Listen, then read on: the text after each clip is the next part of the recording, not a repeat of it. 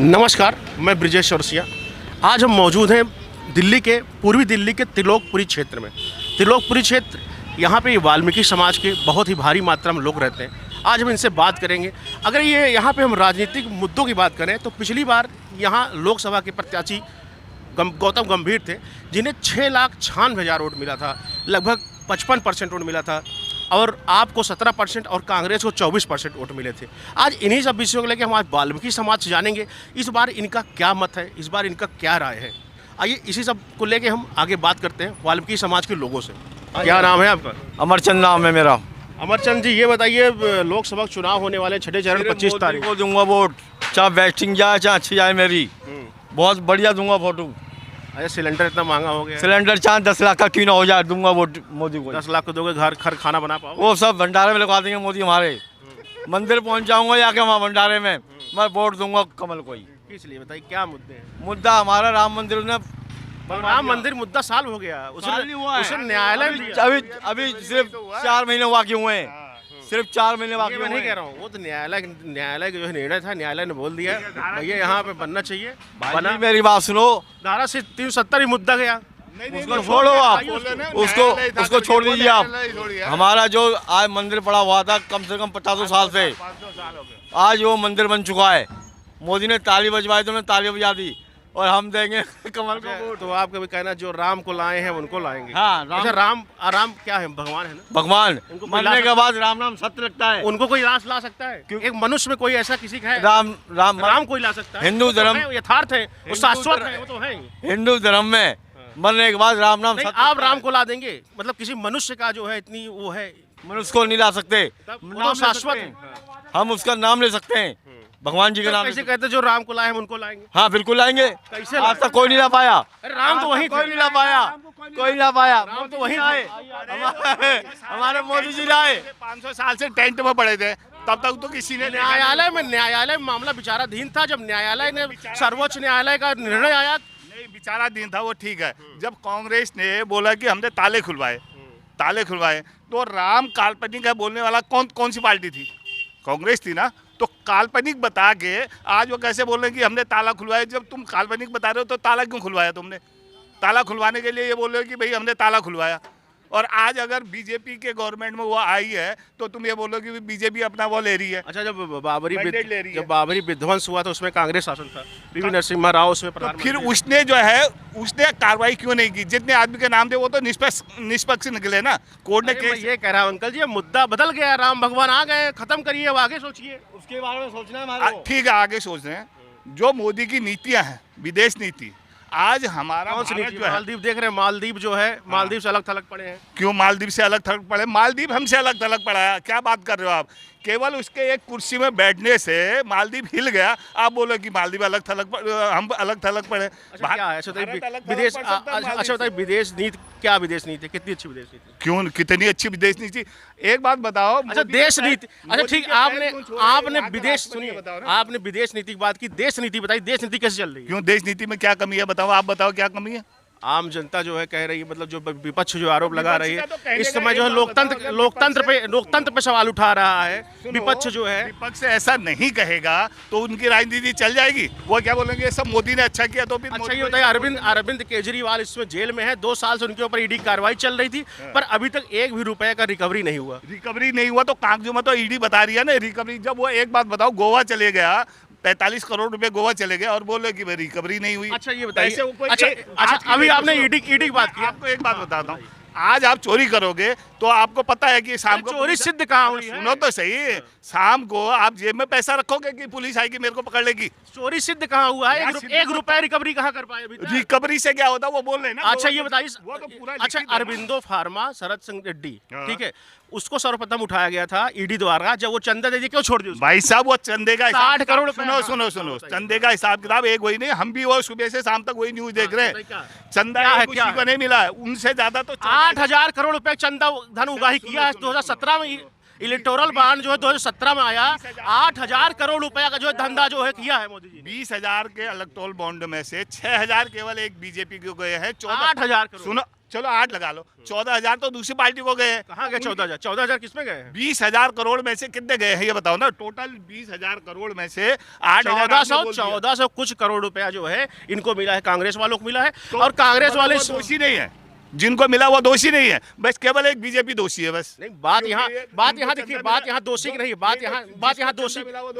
मैं देखिए, मैं मेरी आवाज नहीं है, मैं विपक्ष की बात कर रहा हूँ। विपक्ष जो आरोप लगाती है, विपक्ष जो कहती है, मैं उसी को बताता हूँ। पहली बात सुनिए, नहीं, अरविंदो फार्मा के शरद चंद्र रेड्डी जो है, उन्होंने जो है सर्वप्रथम ईडी ने उनको पकड़ा था शराब घोटाले मामले में। जब उन्होंने अपनी पहली सुनवाई में पहले 5 लाख दिया तो उनका जो जमानत मिली, उसके बाद फिर 10 लाख रुपए दिया, फिर उनको जो सरकारी गवाह बना लिया गया। इस समय पूरा उनका 60 करोड़ रुपया तक जो है वो अभी तक इलेक्टोरल बॉन्ड के माध्यम से बीजेपी को उन्होंने चंदा दे चुके हैं। कल जो सुनवाई हुई है कोर्ट में, खुद केजरीवाल ने अपना केस खुद लड़ा। आज तक आपने देखा कोई कैदी? नहीं, अधिकार है ये, हाँ अधिकार है ये। नहीं लड़ा, जो पढ़ा लिखा रहेगा वही लड़ेगा ना। पढ़ा लिखा था, उसको आता था, हाँ उसको आता था। पढ़ा लिखा है तो इतनी पार्टी के सारे पढ़े लिखे उसके क्यों गए हैं जेल में? और के क्यों नहीं गए भाई? और के क्यों नहीं गए हैं? सब पढ़े लिखे। अभी वो सत्ता में है, अभी वो सत्ता में है। बीजेपी वाले भी है तो तुम नहीं, सत्ता बीजेपी है, ईडी उसके पास है, सीबीआई उसके पास है। अभी आपने ये बोला कि सारा काम बीजेपी का है, ठीक ना? मैं नहीं बोल रहा हूँ, मैं कुछ नहीं बोल रहा हूँ, मैं जो विपक्ष से बोल रहा है ना। सत्ता में तो बीजेपी भी है, दिल्ली में केजरीवाल भी है, ठीक है ना? पढ़े लिखे उसके जेल में जा रहे हैं, और पार्टियों के क्यों नहीं जा रहे हैं? आपके पास ईडी क्यों नहीं आ रही है ये बताओ? मेरे पास क्यों नहीं आ रही है ईडी?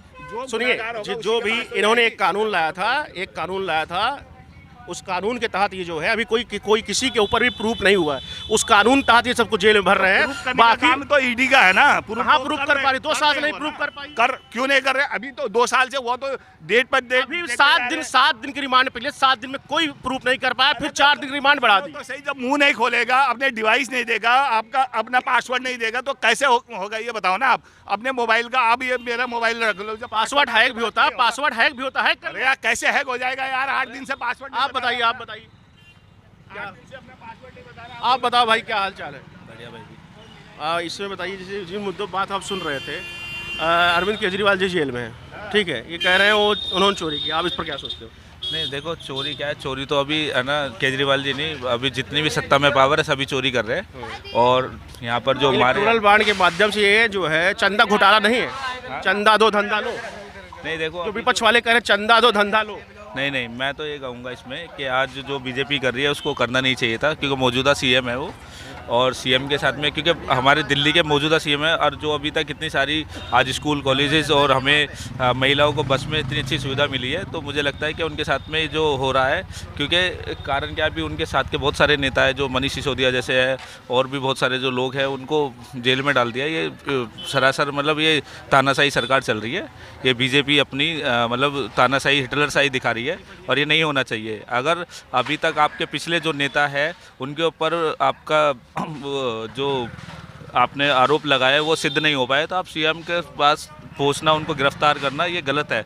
और ये सारा है ना इस बीजेपी को मतलब मुझे लगता है कि अगर दिल्ली अगर जाग रही है तो उनको बीजेपी को जवाब देना चाहिए कि आज मौजूदा सीएम के साथ में जो हुआ है ये गलत हुआ है।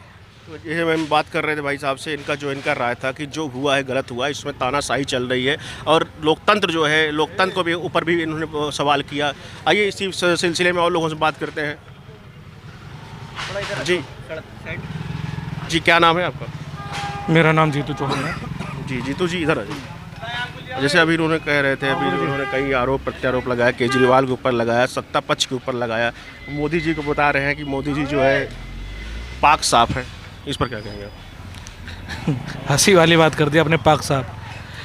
बोधरा कांड आपको पता होगा, पूरी दुनिया को पता है कि बोधरा कांड के अंदर में मोदी जी ने क्या आतंक मचाया था, ठीक है। और जिसने उनको जज ने बरी किया था, यानी कि जो वकील उनका केस लड़ रहा था, वो आज हाई कोर्ट का जज है, वकील। यानी कि जितने उस बोधरा कांड के अंदर लोग थे वो सारे के सारे आज कोई ईडी का अधिकारी बना बैठा है, कोई वकील था तो वो जज बना बैठा है, यानी कि सबको फ़ायदा हुआ है। तो बोधरा कांड से स्टार्ट मैंने आपको किया है। रही बात आपकी इलेक्ट्रिक बॉन्ड, आपको सबको पता है हर एक बच्चे को पता है। ये तो जो अंधभक्ति फैला रहे हैं, जिनको पता है, जिन्हें देश से प्यार ही नहीं है। जैसे अभी भाई ने बोला कि अगर सिलेंडर अगर 1 लाख रुपए हो जाए तब भी हम मोदी को ही वोट देंगे। कौन कह रहा है? जो भाई थे उधर कहे अगर सिलेंडर 1 लाख रुपए हो जाएगा तब भी मैं मोदी को ही वोट करूँगा। उनके कच्चे में छेद चेक कर लेना, छेद कितने हैं। उनके पैरों में जूते चप्पल अच्छे ढंग के नहीं होते। अनएजुकेटेड, सच में कहा अनएजुकेटेड लोग हैं ये, बिके हुए लोग हैं जिनका ज़मीर मर चुका है, जिनको हिंदू और मुसलमान के अलावा कुछ दिखाई नहीं देता है, ये वो लोग हैं। अबे हिंदू और मुसलमान बाद में बनना, पहले इंसान बन जाओ, पहले भारतीय बन जाओ। तुम्हारा भारत इस समय 83% हम कर्जे में है। हमारी जीडीपी को इतना नुकसान हुआ है ना जब से मोदी जी आए। 75-76 साल हमारे देश को आज़ाद हुए हो गए। पूरे 75 सालों में इतना कर्जा हमारे पास नहीं हुआ 10 सालों में जितना इन्होंने आज कर दिया। 56,000 करोड़ को 56,000 करोड़ कर दिया। अच्छा, आपके यहाँ से आप यहीं से बिलोंग करते हैं? जी मैं यहीं से। तो अभी आपके यहाँ इससे पहले जो है सांसद थे जो है गौतम, चुनाव ही नहीं लड़े, अपना सीट छोड़ भाग गए। पिछली बार आप लोगों ने उनको 6,96,000 वोट 55% मत देकर आप लोगों ने यहाँ से विजयी बनाया था। इस बार आपके यहाँ हर्ष मल्होत्रा बनाम कुलदीप कुमार है, इस पर कुछ बताइए। देखिए क्या सोचती है यहाँ वाल्मीकि समाज के लोग, क्या सोचते हैं? मैं सिंपली आपको बताना चाहूँगा कि यहाँ पे क्या है। पहली चीज़, गौतम गंभीर जी जो जीते थे वो एक सेलिब्रिटी है। वो सेलिब्रिटी के चेहरे से जीते थे, ना कि बीजेपी के चेहरे से जीते, ना बीजेपी की वोट से जीते। वो सेलिब्रिटी से जीते थे। सही बात कहें, बीजेपी ने टिकट उनको दिया ही नहीं है। क्यों नहीं दिया? क्योंकि उन्होंने अमित शाह के लड़के के खिलाफ खुल कर बयानबाजी करी। जिसको बोलना नहीं आता, जो अनपढ़ आदमी है, जिसको बैट पकड़ना नहीं आता, वो बीसीसीआई का अध्यक्ष बना पड़ा है। और वो जिसको बॉल का भी ज्ञान नहीं है कि बॉल कौन सी यूज़ होगी, बैट कौन सा यूज़ होता है, वो आज सिलेक्शन करता है कि ये खेलेगा वो खेलेगा। यानी कि जो पेटी देता है, जो पैसे देता है, वो खेल रहा है। टैलेंट की इनको कदर नहीं। टैलेंट वाले बच्चे बाहर बैठे हुए सारे के सारे। और रही बात कुलदीप और उसकी, मैं सच बताऊं आपको, मेरे को तो केजरीवाल भी बेकार ही लगता है और मुझे मोदी भी बहुत बेकार लगता है। मोदी चोर है तो ये महाचोर है केजरीवाल, ठीक है। रही बात कुलदीप की, कुलदीप एक अच्छा इंसान लगता है। कुलदीप ने अच्छे अच्छे काम किए हैं कल्याणपुर में। यहाँ का है भी नहीं वो, लेकिन कल्याणपुर में हमने देखे हैं उसने बहुत अच्छे अच्छे काम किए। और अगर बात चुनने की आएगी बीजेपी और आम आदमी में किसको वोट करेंगे, तो यहाँ की जनता पूरा मन बना चुकी है कुलदीप के लिए। कुलदीप कुमार यहाँ से विजयी हो रहे हैं और बड़ी बहुत ज़्यादा तादाद से एक तरफा जीतेंगे वो। अच्छा बताइए, बीजेपी हमेशा जो है विपक्षी पार्टियों के ऊपर परिवारवाद का जो है आरोप लगाती है। तो ये बताइए कि अगर ये परिवारवाद का आरोप जो लगाते हैं, अपने खांचे में कभी झांक के देखते हैं? हम इस पर कितना खरा उतर रहे हैं? परिवारवाद आपको खूब मालूम है कि परिवारवाद कौन कर रहा है। ऐसी कोई भी पार्टी नहीं है जो परिवारवाद ना करती हो। राजनाथ सिंह का बेटा पंकज सिंह, वो यहाँ का एमएलए है, परिवारवाद। अमित शाह का लड़का बीसीसीआई का अध्यक्ष है, वो परिवारवाद, ठीक है। मोदी की कोई औलाद नहीं तो वो भी कहीं ना कहीं होती। लेकिन उसके जितने भाई हैं, जो ऑटो ड्राइवर था वो ऑटो इंडस्ट्री का मालिक है, जो चक्की चलाता था वो इंडस्ट्री का मालिक है, उसकी अपनी, यानी कि जो ये अडानी भी तो इनके परिवार के ही है। तो अडानी में तो परिवार का ही है।